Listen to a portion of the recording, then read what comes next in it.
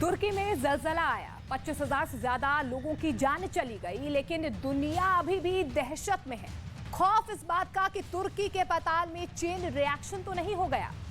भूकंप के बाद तुर्की में तैनात अमेरिका के 50 परमाणु बम किस हालात में है? कांपती धरती का आफ्टर इफेक्ट अगर एटम बम पर हो गया होता तो 50 एटम बम एक साथ फट जाते।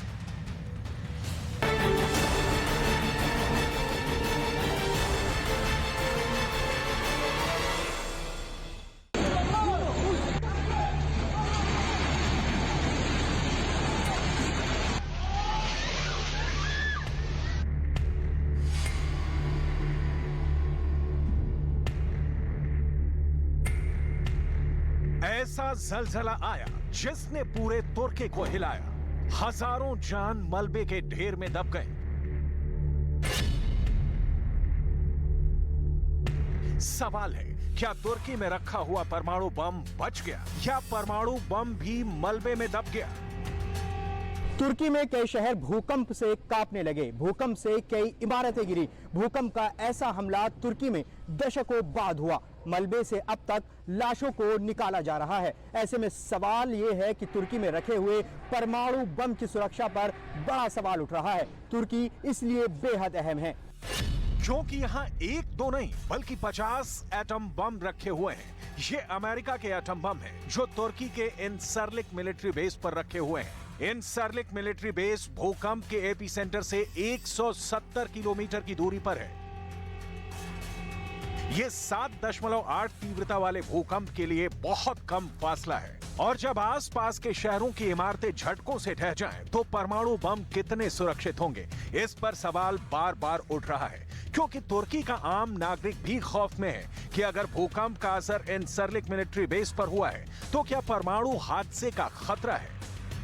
तुर्की में अब तक जो रिपोर्ट मिली है उसके मुताबिक भूकंप का सबसे ज्यादा असर तुर्की के 10 शहरों कहमनमारस, हैटे, गाजियान्टेप, उस्मानिये, आदियामान, मलेटिया, अदाना और किलिस पर पड़ा है। जबकि सीरिया के अलेप्पो, लटाकिया, हामा और टाटस में भी भूकंप के कारण भारी तबाही मची है।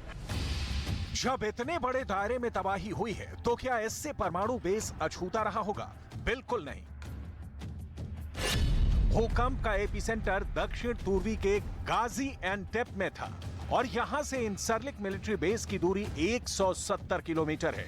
इसलिए 7.8 तीव्रता का जब भूकंप आया तो न सिर्फ तुर्की के कहमान मारश, हैटे और गाजियान्टेप जैसे शहर डोलने लगे बल्कि इनसरलिक मिलिट्री बेस भी बुरी तरह कांपा और परमाणु बम का वो गोदाम भी हिला जहां अमेरिका के 50 परमाणु बम रखे हुए हैं।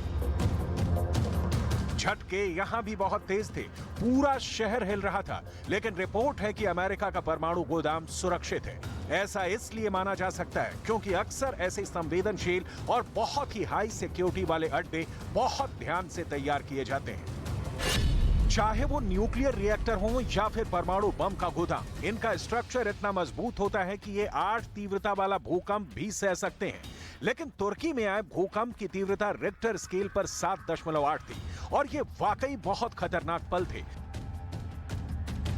जापान जैसे देश जहां बहुत ज्यादा भूकंप आते हैं, वहां 2011 में हुए फुकुशिमा परमाणु प्लांट हादसे के बाद न्यूक्लियर अड्डों को और मजबूत बनाया जा रहा है। इनसरलिक मिलिट्री अड्डा अभी भूकंप से बच गया, लेकिन आगे चलकर इससे भी खतरनाक भूकंप आया तो तुर्की में रखा हुआ परमाणु बम खतरे में पड़ सकता है।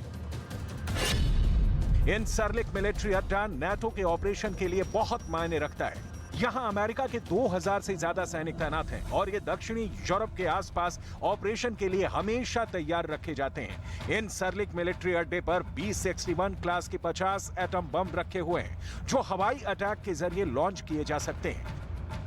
तुर्की में अमेरिका के एटम बम की सुरक्षा को लेकर इससे पहले साल 2016 में सवाल उठे थे जब तुर्की में तख्ता पलट की कोशिश हुई थी। अब भूकंप के बाद इन एटम बम की हिफाजत बड़ा मुद्दा बन गई है, लेकिन अमेरिका के लिए यहां से एटम बम हटाना आसान नहीं।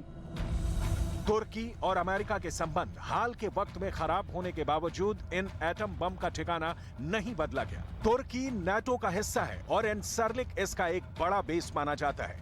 तुर्की के इस मिलिट्री अड्डे का कंट्रोल अमेरिका के पास है।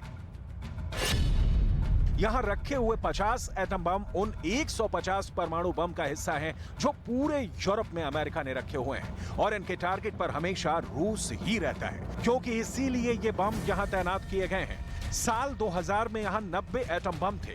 2005 में अमेरिका इन बम को वापस ले गया। अमेरिका का यह एटम बम यानी B-61 वो परमाणु वेपन है जो F-16 जैसे विमानों से लॉन्च किया जा सकता है।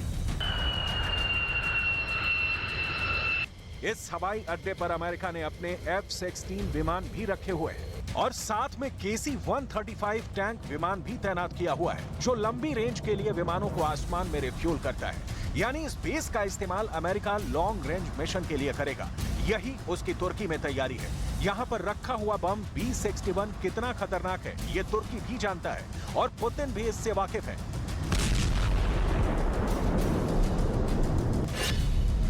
ये बम 1963 में हवाई हमले के लिए तैयार किया गया था। अब तक अमेरिका ने 3000 से ज्यादा ऐसे बम बनाए, लेकिन अब इनकी संख्या कितनी है? ऐसे एक बम की कीमत 300 करोड़ रुपए बताई जाती है। B-61 के 13 वेरिएंट यानी इसके 13 मॉडल हैं। इस बम का वजन 325 किलो है और ये 400 किलो टन की तबाही मचा सकता है। हिरोशिमा पर गिराए गए बम से तुलना की जाए तो वो महज 15 किलो टन का था, यानी B-61 हिरोशिमा से 30 गुना ज्यादा तबाही मचाएगा।